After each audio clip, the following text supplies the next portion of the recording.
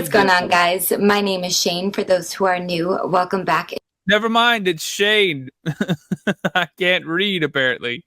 Shane Zane. If you're returning, let me preface today's video by letting you know that I am not a true crime professional. I'm simply a true crime fan who finds cases online, and I'm simply reacting to what has been put out there for the public. One of the points we discussed in my video was the fact that Mica had retained a lawyer for a divorce. To me, and a lot of you as well, that just didn't make a lot of sense. If you are planning on carrying out unaliving yourself, putting down at least maybe a $5,000 retainer for a divorce attorney just doesn't make a lot of sense. Ashley Black 5870 says, not only did she file for divorce, she also filed to change her last name back. That doesn't sound like someone who's trying to commit schmooicide to me. Oh, wow. A. Wine said, I agree. Why bother filing for divorce and handing over $5,000 to a divorce attorney that she was given by a friend? So allegedly she was given Go Balls. Thank you. Shout out to the teachers. $5,000 from a friend to file for divorce.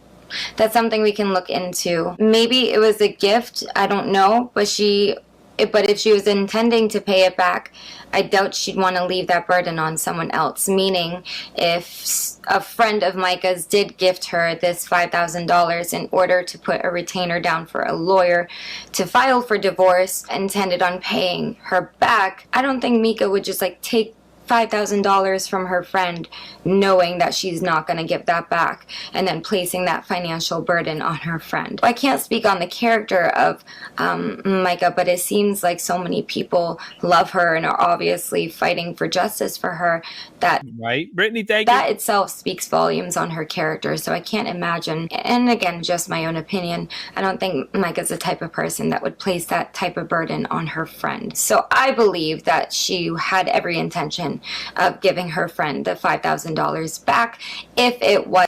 They're saying, Anna's saying it was her godmother, the lady she was living with. Yeah, that does seem like, why would she take that money from her just to do that so that she wouldn't get it back? That is very strange. That's a good point, y'all. You ever think about that? As the case what that the hell? Get off me, she lent it in the first place. I do want to continue the comment, but they go back into the pawn shop. She says her watching over her shoulder at the pawn shop. Did y'all see the size of that bug that just flew in here?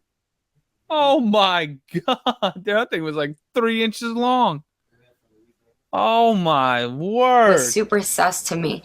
Could have been worried about JP finding her mid-purchase since we know he was tracking her. Also, there was at least one guy acting strange in the shop as well. I had up until just my last video not seen Mica at the gas station except for being outside pumping the gas. I've now seen the surveillance of her inside the gas station. She's just purchasing a drink. I have seen the footage of her being at the pawn shop. There's great videos here on YouTube breaking down the surveillance video of her in the pawn shop, and I believe what this commenter is alluding to is that when Mica was up at the counter for about the 20 minutes she was purchasing the weapon, there seemed to be another customer sort of browsing. If you're interested, I can definitely dive into that, but so many people have we watched that. Already put out such good deep dives into that video. I didn't think it was necessary, but I think it is an important detail if it's your first time hearing it, that yeah, there was somebody who may have looked a little suspicious at the pawn shop, maybe following Mica. Not JP necessarily himself, but possibly somebody he hired, somebody from the church.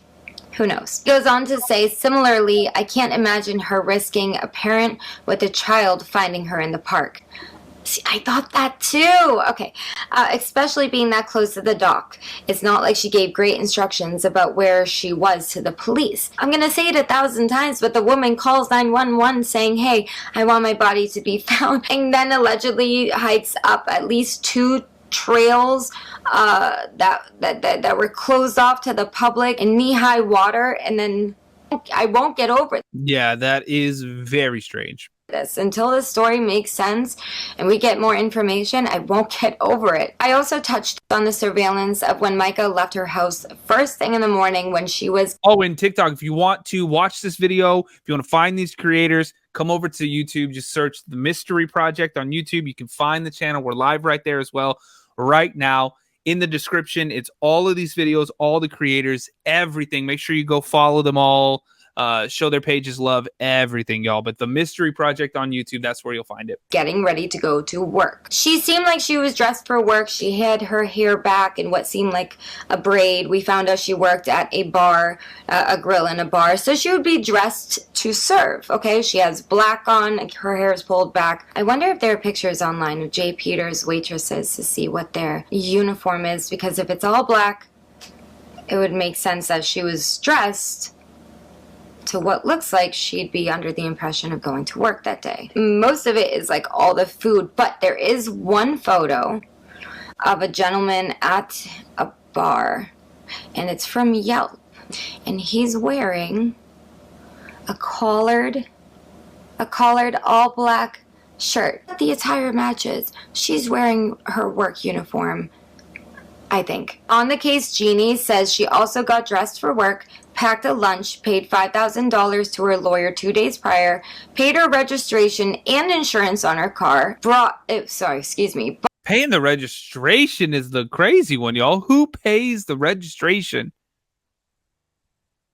If you don't plan, or if you were planning on not being around anymore. What? I'd let that one slide. Shit, the last check I write would bounce. You what? Bought a $500 gun and borrowed a car. So the black car didn't even like belong to Mica. Like it wasn't. I think I would need clarification, because they say and paid her registration and insurance on her car, but then she borrowed a car. I'm not sure why. Very well could have, but I'm not sure why she would bother paying all this money on to drive her own car, but then borrow somebody else's car. Maybe, again, she's fearful of being tracked. So I'm sorry for the squeaking. They're doing construction all summer long.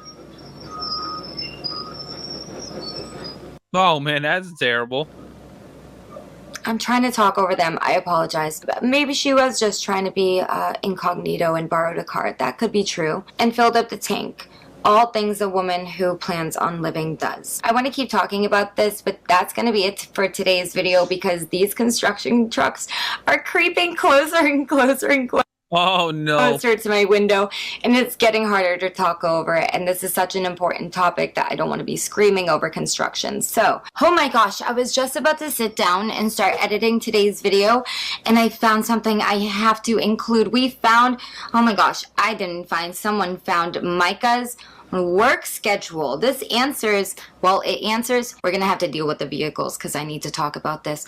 I've been questioning, well, when does she start? Oh, they found her work schedule? Whoa. It's got to be later in the evening, because if J. Peters Bar and Grill opens at 11 until 9, so if she's scheduled for 11 or 12, we already know she's at the pawn shop around like 12:30. She's getting gas around 1.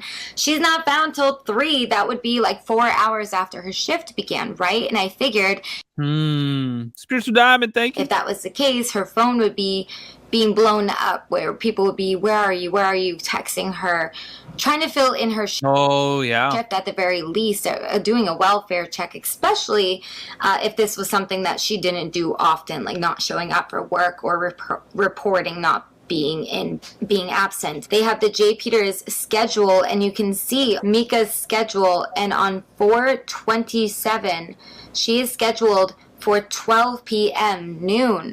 So she's already running late for work. On the surveillance, don't we see her finicking with her phone? Like, is she just blocking numbers, or did she text people? And if she texted people, where are these text messages? Is anybody that worked with her employer or coworker, say, yeah, it was weird. You know, she was supposed to be in for noon, so I texted her about like 12:15. I wonder where she was. Like, has anybody said that yet? Oh my gosh. Oh my gosh. That's true. Okay, I needed to throw that in there. We're done. I'll see you in my next one.